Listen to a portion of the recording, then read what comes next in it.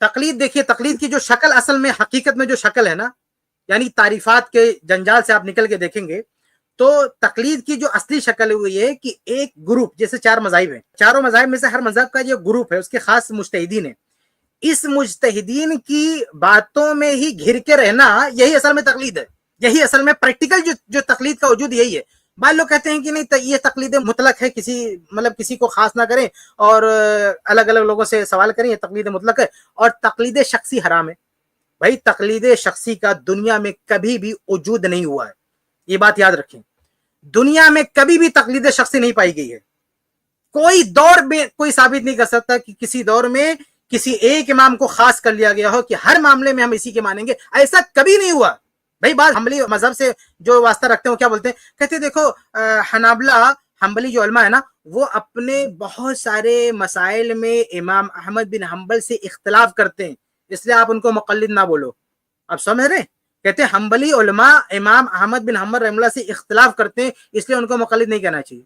تو سب سے بڑے، اگر امام احمد بن حنبل سے اختلاف کرنے وجہ سے وہ مقلد نہیں رہ گئے، تو سب سے بڑے غیر مقلد یا سب سے بڑے مجتہد آپ کو علماء احناف کو کہنا چاہیے، کیونکہ چاروں ائمہ میں یا چاروں مذاہب میں اپنے امام سے سب سے زیادہ اگر کسی نے اختلاف کیا ہے تو کون ہے؟ وہ علماء احناف ہیں۔ یہ حقیقت ہے، چاروں مذہب میں سب سے زیادہ اپنے امام سے اگر کسی نے اختلاف کیا، جن کو اپنا امام اعظم بنایا ہے، سب سے زیادہ اگر کسی نے اختلاف کیا ہے تو وہ حنفی علماء ہے۔ امام ابو یوسف رحمہ اللہ جو امام حنیفہ کے شاگرد ہیں، امام محمد رحمہ اللہ جو ابو حنیفہ کے شاگرد ہیں، ان لوگوں نے، بعض علماء نے تو لکھا ہے کہ 2/3 یعنی امام ابو حنیفہ رحمہ اللہ کی فقہ کے 3 حصے کرو تو ان 2 حصے میں ان کے شاگرد الگ ہو گئے، اختلاف کر بیٹھے۔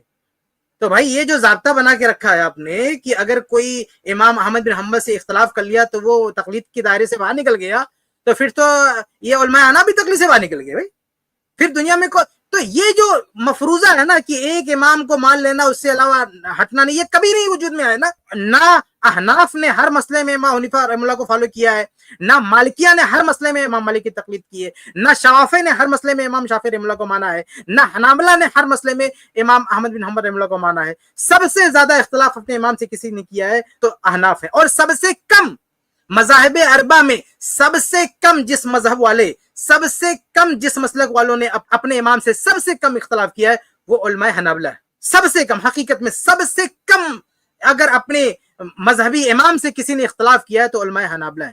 اور اس کے پیچھے وجہ اصل میں یہ کیونکہ ان کے پاس حدیثیں زیادہ ہے۔ امام احمد بن حنبل رحمہ اللہ کی جو کتاب ہے مسند احمد، وہ بہت بڑا ذخیرہ ہے، سمندر ہے احادیث کا۔ یہ کتب ستہ کی جتنی حدیثیں ہیں نا، وہ اس میں جو اہم حدیث ہے وہ ساری مسند احمد میں موجود ہیں، اس لیے حقیقت میں انہیں اپنے اور امام احمد رحمہ اللہ کا فتویٰ بھی اکثر حدیثوں کے موافق ہی رہتا ہے، اس لیے انہیں اپنے امام سے اختلاف کی ضرورت زیادہ نہیں پڑتی ہے۔ لیکن امام حنیفہ رحمہ اللہ، ان کے پاس حدیث کی کتاب نہیں، حدیث کا وہ ذخیرہ نہیں، حدیث کا وہ علم نہیں، اس لیے ان کے جو شاگرد ہیں ان کو زیادہ ضرورت محسوس ہوئی کہ اپنے امام سے اختلاف کریں۔ تو یہ جو ایک شوشہ کچھ لوگوں نے چھوڑا ہے کہ بھئی کسی نے اپنے امام سے اختلاف کر لیا تو وہ اہل حدیث ہو گیا، وہ جو ہے مقلد نہیں رہے گا، غلط بات ہے۔ اگر اس اصول سے آپ صرف حنابلہ کیوں کی دیکھتے ہو، اسی اصول سے احناف کو بھی دیکھو نا، ان کو بھی غیر مقلد بنا دو کہ وہ تقلید نہیں کرتے ہیں۔ تو بہرحال اصل جو میں کہہ رہا تھا کہ یہ تقلید شخصی جو کہتا ہے نا کہ ایک شخص کی تقلید کی جاتی ہے، یہ کدھر بھی نہیں ہوتا۔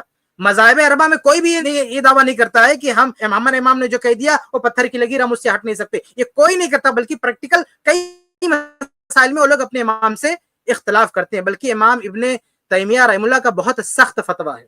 امام ابن تیمیہ رحمہ اللہ نے کہا کہ اگر کوئی شخص یہ عقیدہ رکھتا ہے اور یہ سوچ رکھتا ہے تقلید شخصی والا، مطلب یہ کہ ایک امام نے جو کچھ کہہ دیا ہم وہی مانیں گے، اس سے نہیں ہٹیں گے، تو وہ مرتد ہے، وہ دین سے خارج ہے۔ بلکہ یہ بھی کہہ دیا کہ واجب القتل ہے وہ، ان کا فتویٰ انٹرنیٹ پہ اکثر کر سکتے ہیں، میں نے ترجمے کے ساتھ لگا کے رکھا اس کو۔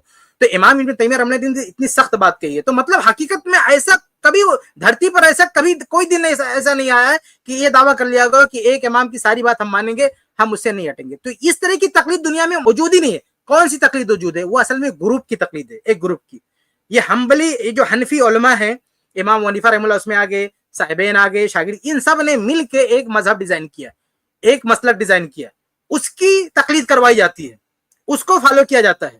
ایسے ہی شافعی مذہب ہے، ایسے ہی حنبلی مذہب ہے۔ ان کے جو اپنے کچھ علماء ہوتے ہیں وہ खास तरीके पर इज्तिहाद करते हैं, कहते हैं इमाम हनीफा रहमतुल्लाह ने फतवा दिया है, उनके खिलाफ जाते तो कभी कभी कहते हैं कि अरे भाई हम उनके कौल से तो हट गए लेकिन उनके उसूल पर हैं, ये भी एक नुक्ता पेश करते हैं। कहते हैं देखो उनका कौल तो हमने छोड़ दिया लेकिन चूंकि हम उनके उसूल पर फतवा दे रहे हैं इसलिए हम इस मसले में हनफी अबू हनीफा रहमतुल्लाह ही के मानने वाले हैं। हालांकि उसूल भी अपने बदल देते, ये लोग अपने उसूल बदल देते, फतवा बदल देते, तो उसूलों में भी अपने इमाम से इख्तलाफ किया है, फतवा में अपने इमाम से इख्तलाफ किया है। तो हकीकत में ग्रुप की शक्ल में तकलीद पाई जाती है। यानी हम्बली फिक्र एक ग्रुप है, शाफी फिक्र एक ग्रुप है, जो है इस तरह से हनफी फिक्र एक ग्रुप है, मालिकी फिक्र एक ग्रुप है, इस ग्रुप की तकलीद की जाती है। हकीकत में हमेशा से यही हुआ है कि एक ग्रुप के मुफ्तियान ने जो कह दिया है उसको ये मजहब का कौल है, यानी यही मुफ्ता भी कौल है, उसी को लेना है। और आपस में इख्तलाफ होता रहता है, इनका आपस में इख्तलाफ होता है, फिर एक फतवे को लोग लॉक कर देते हैं कि भाई यही चलेगा, उसको बोलते हैं मुफ्ता भी कौल या मुफ्ता भी, या कहते हैं मजहब, यानी यही असल मजहब है, ये मजहबी कौल है, मुफ्ता भी कौल है, उसी को ये लोग मानते हैं। तो कहने का मतलब ये है कि तकलीद शक्ति का कोई वजूद नहीं है। कोई ये ना समझे कि भाई एक इमाम को माना वही तकलीद है, बाकी कोई तकलीद। हकीकत में तकलीद वही है कि एक गुरु को माना, और इस शक्ल में तकलीद आज भी मौजूद है, पहले भी मौजूद थी। हाँ, सहाबा के दौर में ऐसा नहीं था। पूरी गुफ्तगू से मैं क्या बताना चाहता हूँ, ये बताना चाहता हूँ कि ये शक्ल सहाबा के दौर में नहीं थी कि किसी ग्रुप को खास कर लिया हो, किसी भी इलाके के लोगों ने किसी एक साहब, 2-3 साहबा को खास कर लिया हो, या किसी एरिया के लोगों को खास कर लिया हो कि हम इन्हीं की बात मानेंगे, इससे बाहर नहीं निकलेंगे। ऐसा सहाबा के दौर में नहीं हुआ।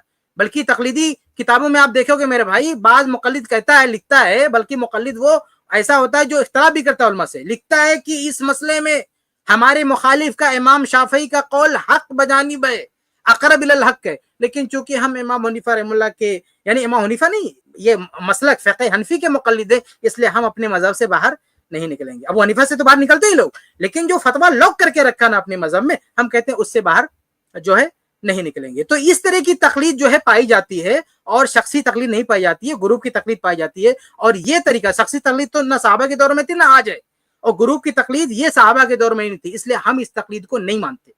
हम ना प्रैक्टिकल इस पर अमल कर रहे हैं, क्योंकि सहाबा के दौर में ऐसा अमल नहीं हो रहा था, ना हम इसको ये नाम दे रहे हैं। हम उलमा, हम कहते हैं जो आवाम का तबका है वो उलमा से सवाल करेगा। ये तरीका सहाबा के दौर में था, इस तरीके को उन लोगों ने तकलीद नहीं कहा है, इस तरीके को ये नाम नहीं दिया गया, इसलिए आज भी जो लोग नाम देते हैं उनको मुबारक हो।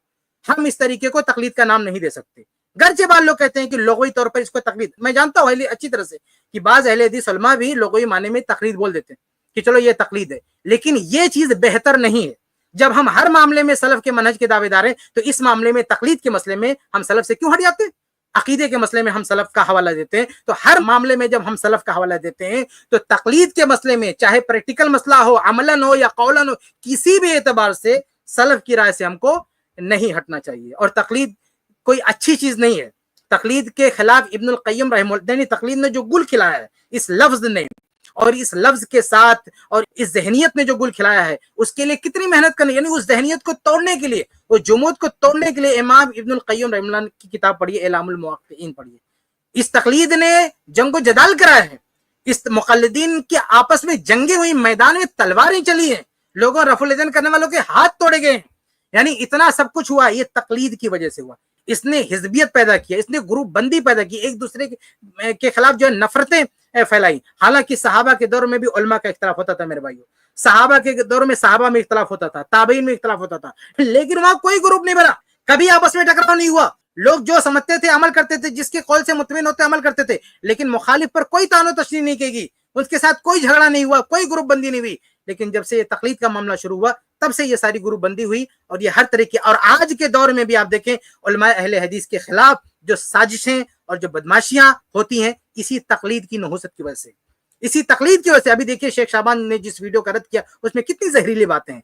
ये तकलीद की करिश्मासाजियां हैं, ये सब तकलीद की वजह से हो रहा है कि जो अहले हक हैं, जो कुरान और हदीस की बालादस्ती की बात करते हैं, जो सहाबे कराम की फहम, उनके मनहज की बात करते हैं, उनके खिलाफ ये गुमराहियां फैलाते हैं। ये सारा जो है मामला है ये तकलीद का। अच्छा, आखिर में एक बात कह के मैं बात खत्म करता हूं कि हम जो तकलीद का रद्द कर रहे हैं, इसका ये मतलब नहीं है कि हर आदमी जो अपने आप को गैर मुकल्लिद कहे वो हमारी टीम का हिस्सा है, हरगिज नहीं। देखिए, गैर मुकल्लिद मुनकर हदीस भी हो जाता है, गैर मुकल्लिद ताकुल परस्त भी हो जाता है, गैर मुकल्लिद कुछ भी। हम गैर मुकल्लिद अपने आप को नहीं कहते, हम ना अपने आप को मुकल्लिद कहते हैं, हम अपने आप को मुत्तबे कहते हैं। हम अल्लाह के नबी सल्लल्लाहु अलैहि वसल्लम की इत्तिबा करने वाले हैं, हम सहाबे कराम के फहम पे चलने वाले हैं। तो हमारा जो तरीक़ेकार है वो इत्तिबा है, इत्तिबाउद दलील बेफहमी सलफ। शेख अलबानी रहमतुल्लाह बार बार अपनी किताबों में लिखते हैं इत्तिबाउद दलील बेफहमी सलफ। तो ये हमारा तरीका है, ये हमारा मनहज है। तो इस मनहज से ना तो मुक़ल्लिद का लफ्ज़ मेल खाता है, ना गैर मुक़ल्लिद का लफ्ज़ मेल खाता है। तो ये चंद बातें थी जो मैंने आपके सामने वाज़ेह किया। अल्लाह ताला हम सबको हक बात कहने सुनने की तौफीक दे, आमीन या रब्बल आलमीन। इस क्लिप की फुल वीडियो देखने के लिए हमारे चैनल पर जरूर आएं। iPlus TV ने एक नया YouTube चैनल शुरू किया है जिसका नाम है iPlus TV इख्तिलाफ का हल। इस चैनल पर सिर्फ इख्तिलाफी मसाइल पर वीडियोस आएगी, लेकिन दलाइल के साथ और भाईचारगी के साथ। आपको मैं दावत देता हूं कि आप भी हमारे इस चैनल को सब्सक्राइब करें, हमारी वीडियोस को शेयर करें और नोटिफिकेशन आइकन को ऑल सेलेक्ट करें ताकि आपको हमारी वीडियोस का नोटिफिकेशन मिल सके। जज़ाकल्लाहु खैर, वस्सलाम अलैकुम रहमतुल्लाह।